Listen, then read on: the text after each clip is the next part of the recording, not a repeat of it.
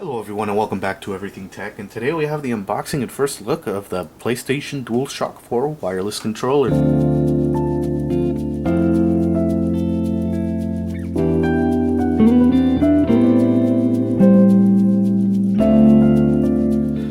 All you have to do is cut a little seal there and right here. So when you cut, make sure not to cut towards you and be very careful.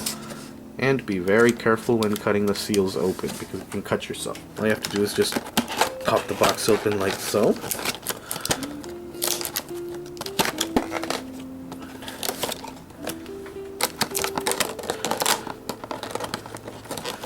And just pull on this plastic pad here because that pulls everything out.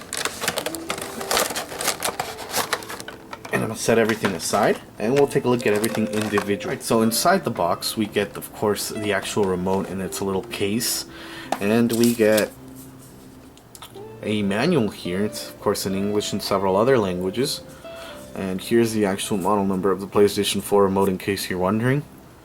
And here is the box that it came in. It's just a little plastic box. I'm going to pull out the remote and set it aside. Sadly, that's all it comes with. There is no included USB charge cable, but of course, assuming you already have a PlayStation, you can already use that one that came with it, or you can go ahead and buy one. It's a micro USB cable. For those of you who are wondering if you have it around the house or anything, it is a micro USB cable, and it fits right into the remote, like so.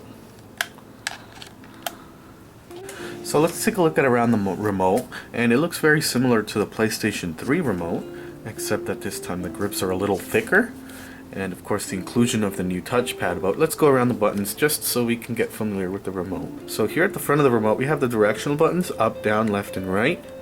We have a share button which allows you to share a screenshot or video of whatever game you're playing.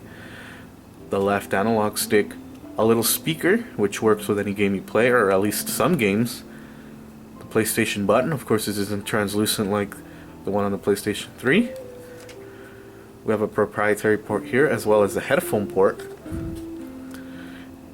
right analog stick, and then we have the combo buttons here. We have square, triangle, circle, and X, and the options button. Looking at on the side, here we have of course the extension for proprietary or future expansions, and the headphone jack. We went over that. There are the grips. Here we have the PlayStation Move light. Of course you do need the camera for this to work.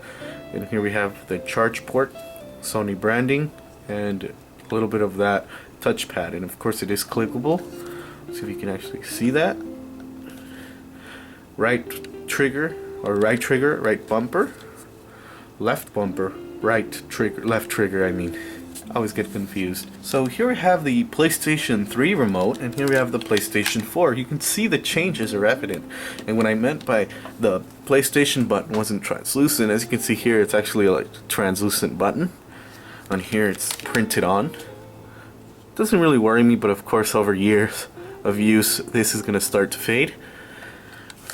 But then again, we gain a microphone, not a microphone, a speaker right here. And of course it's a little more ergonomic. Of course the last one, it kind of gets uncomfortable after use, but the new one I don't think it will, because the grips are actually molded to the palms of your hands. That's it for today's first look and unboxing of the PlayStation 4 DualShock remote. Thank you all for watching, and see you all in the next unboxing.